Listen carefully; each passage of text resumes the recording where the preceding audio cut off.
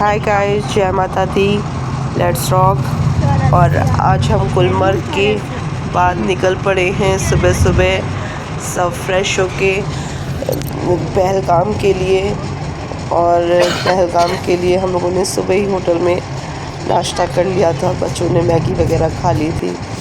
तो अब बारी थी पहलगाम के नज़ारों के लिए। और पहलगाम की ब्यूटी तो मतलब एक बोल सकते हैं कि अलग ही लेवल पे थी। मतलब मैं सोच रही थी, मैंने सोनमर्ग देख लिया, मैंने गुलमर्ग देख लिया, तो बहुत अच्छे हैं। पर जब हम पहलगाम गए और पहलगाम के रास्ते में ही इतने खूबसूरत व्यू मिले, तो मतलब हम लोग यही सोचने लगे कि अरे यार, अपन क्या अभी बाकी है। तो बस वही बात है कि दिन पर दिन उससे बेस्ट चीज़ देखने को मिल रही थी। तो बच्चे और हम सब बहुत ही खुश थे। और हम लोगों ने रास्ते में कश्मीर करके कुछ होटल था, उस पर हम लोगों ने नाश्ता पानी किया। और मौसम इतना अच्छा हो रहा था रास्ते में। हम लोगों का टूर का, हम लोगों का यह मेनली प्रोग्राम का फंक्शन रहता है फ़ोटो खींचने का, सो वो सब भी चालू कर दिया था। और हम सब लगातार फ़ोटो खिंचवा रहे थे। और पहलगाम की वादियों में जाने मतलब रास्ते की मैं बात करूं तो रास्ते के नज़ारे ही इतने खूबसूरत थे। झीलों पे बर्फ़ जमी हुई थी, रास्ते पे बर्फ़ थी। और हल्की सी धूप, क्योंकि जनवरी के महीने में वो धूप ही नहीं लगती है, जब भले धूप दिखे। और ये सबसे पहले आप देख रहे हैं हरे कलर की मस्जिद। इसी में बजरंगी भाईजान की वो मस्जिद की शूटिंग हुई थी, वो गाना हुआ था जिसमें कव्वाली गाई गई थी। और ये सबसे पहले हम लोग पहलगाम की एंट्री इसी से होती है। और इसके पहले ये मस्जिद पड़ जाती है पहलगाम में, मतलब जब आप इंटर करते हो तो उससे पहले ही ये मस्जिद आ जाती है।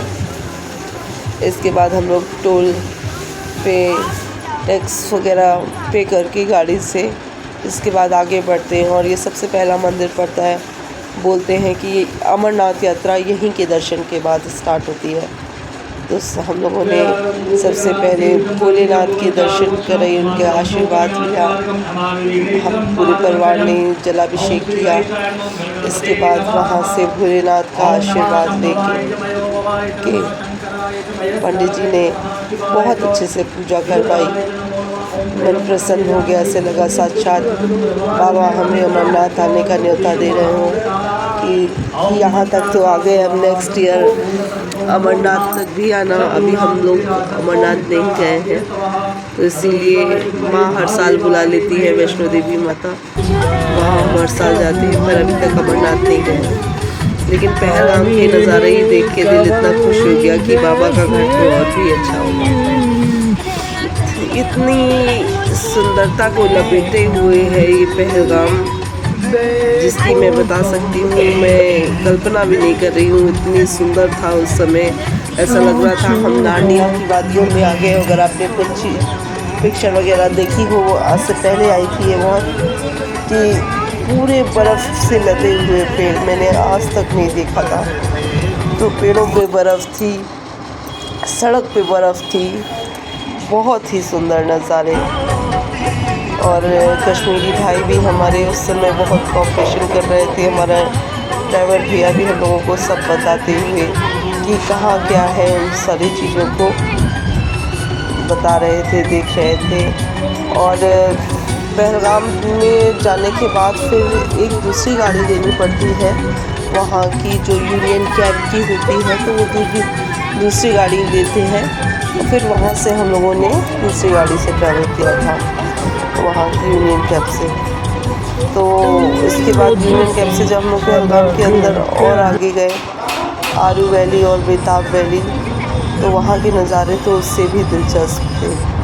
और गाड़ी में बैठ के बर्फ़ गिर रही और आप उन वादियों घूमते हुए बहुत अच्छा लग रहा था।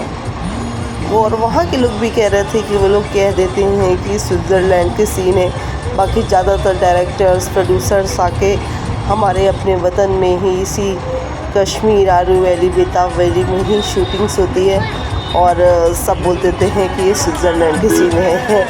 तो वही मैं सोच रही थी कि अपना देश कोई भी स्विट्ज़रलैंड से कम भी नहीं है, कि यहाँ की जो सुंदरता है वो कहीं नहीं। यहाँ तक कि सलमान भाई ने भी अभी बोला कि कश्मीर से सुंदर पूरी दुनिया में कुछ भी नहीं है।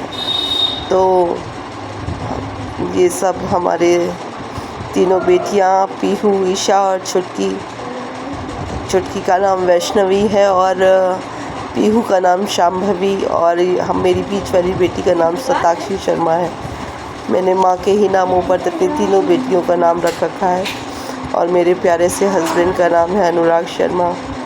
और हम लोग फिर पहलगाम में पहुँच के आरू वैली में स्नोमैन इन लोगों ने बनाया और उसके स्नोमैन के साथ भी हम लोगों ने बहुत सारी फ़ोटो क्लिक कराई।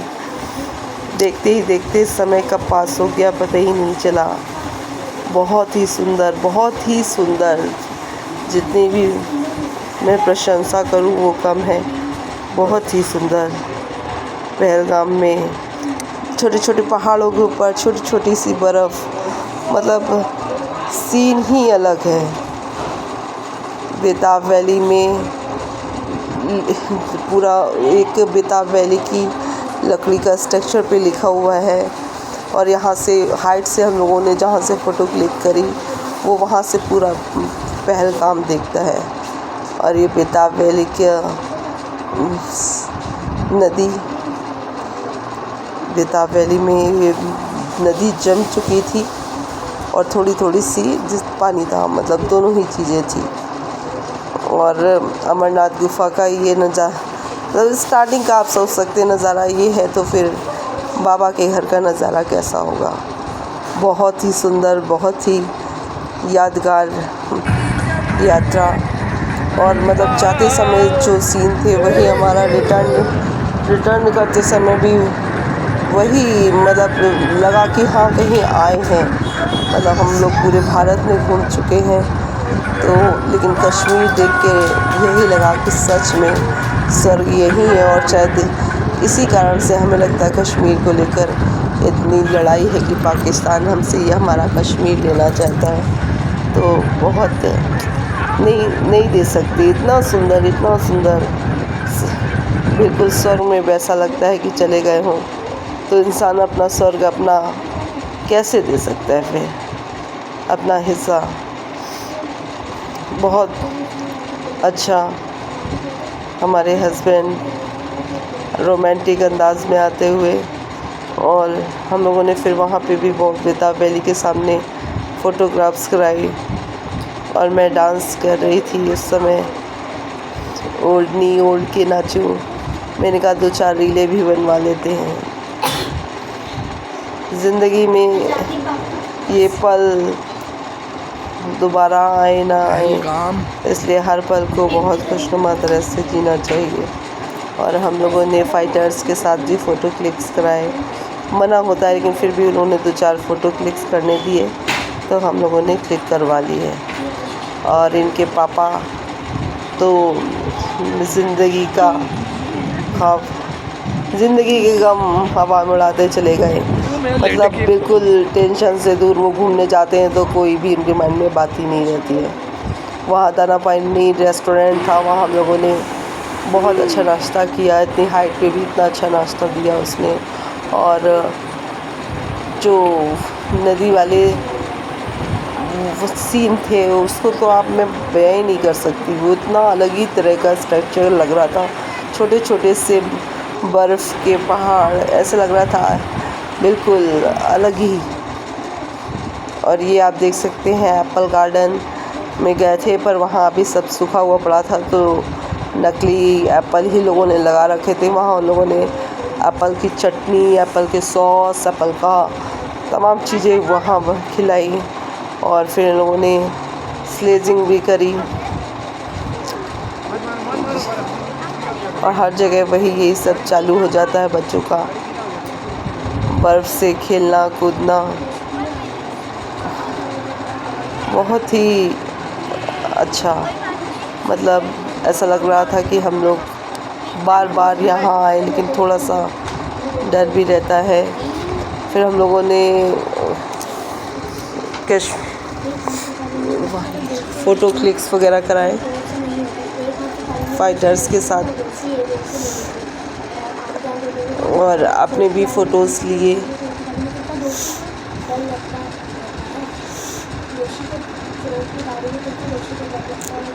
कभी कभी तो फ़ोटोज़ अच्छे आ जाते हैं और कभी तो लगता है कि क्या ही आ रहे हैं, लेकिन अभी आप लोग सपोर्ट करिए।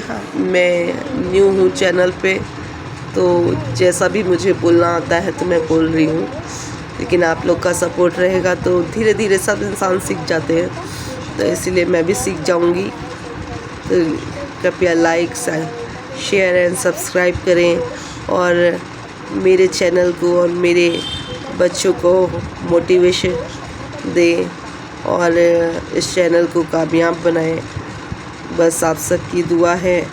मैं इसी तरह आप लोगों को और जगहों का घुमाती रहूँगी और दिखाती रहूँगी, और आप सब भी मेरा परिवार हो और आपको मैं शामिल करना चाहती हूँ अपने परिवार में। आप भी देखिए और हमारे परिवार में शामिल होइए। ये पहलगाम में हम लोग जिस होटल में रुके थे, स्टे किया था, ये वहाँ के सीन है और बहुत ही मज़ेदार, मैं कह सकती हूँ ना, पहलगाम पूरा ही बहुत सुंदर है।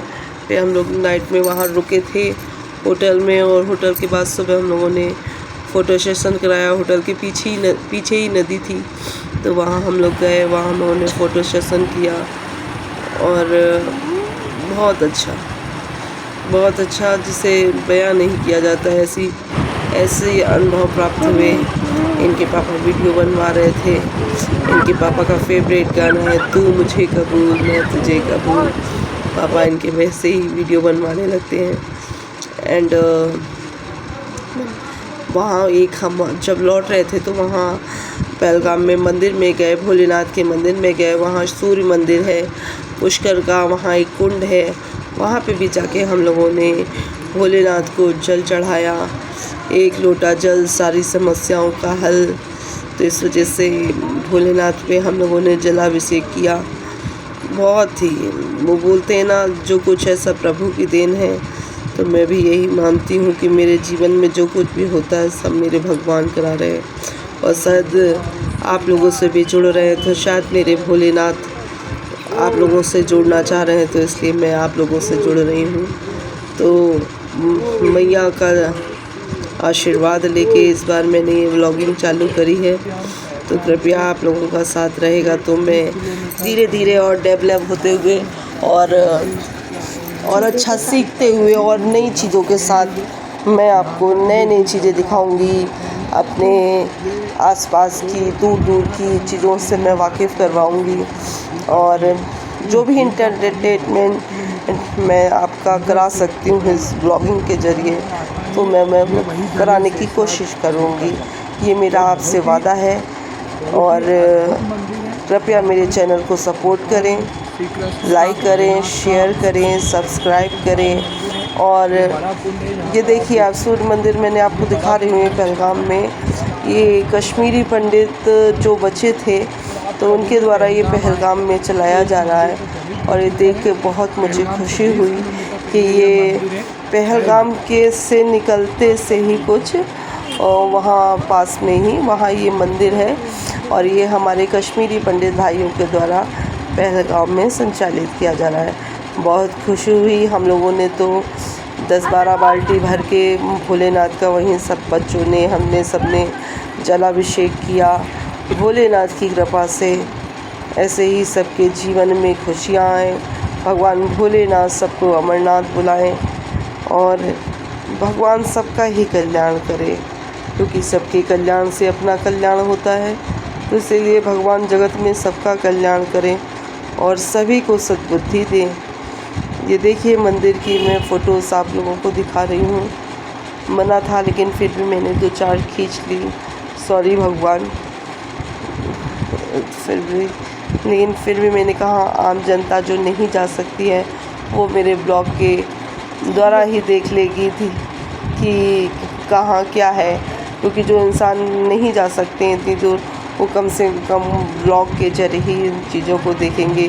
सूरकंड हमें भी किसी ने नहीं बताया था कि इतना अच्छा मंदिर पहलगाम में है, और कश्मीरी पंडित भाई लोग इसको बहुत अच्छे चला रहे हैं।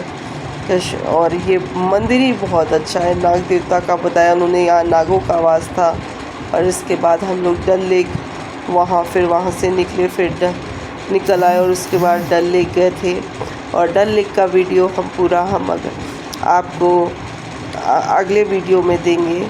और अब आप देख रहे हैं मुझे 2-4 क्लिप्स इसमें आ गई है डल लेक में जाते हुए। हम लोग फिर बाय रोड वहाँ से जाके इसके बाद हम लोग डल लेक गए थे और डल लेक में हमने फ़ोटो शूट किया था। मैं साड़ी में भी पहनती हूँ, लेकिन ऐसा पूरा दिन साड़ी पहन के नहीं रह सकती, इसलिए थोड़ा अनकम्फर्टेबल शाम हो गई थी। और सुबह से ही शंकराचार्य मंदिर वगैरह सब घूमते घूमते शाम तक मैं पस्त हो गई थी। और तब के ये फ़ोटोज़ हैं। और शाम को हम लोग सीधे में, हम लोगों को जैसे ही हम लोग डल लेक में गए तो फिर डल लेक में उसने बोला आप शिकारा राइड कर लो, तो हम लोग बस जाते से ही शिकारा राइड कर रहे थे। बाहर भी जाके घूमते घूमते इंसान थक जाता है, तो वही शाम का वक्त है तो बहुत ज़्यादा टायर्ड हो गए थे, लेकिन फिर भी बहुत मज़ा आ रहा था, क्योंकि जो कश्मीर है तो उसकी वादियों को देखना निहारना एक अलग ही प्रकार का सुकून देता है। लेकिन वही बोला ना, लेकिन वो चेहरे पे थकावट तो दिखने ही लगती है, तो इसीलिए हम लोग सुबह से शाम तक वो हो गई थी, तो बहुत ज़्यादा थकान हो गई थी। लेकिन फिर भी बच्चे खुश, हम खुश, एक नया नज़ारा, एक नई ऊर्जा के साथ हम लोगों ने ये टूर पूरा किया और बहुत अच्छा लगा। मिलते हैं नेक्स्ट व्लॉग में। जय हिंद, जय माता, जय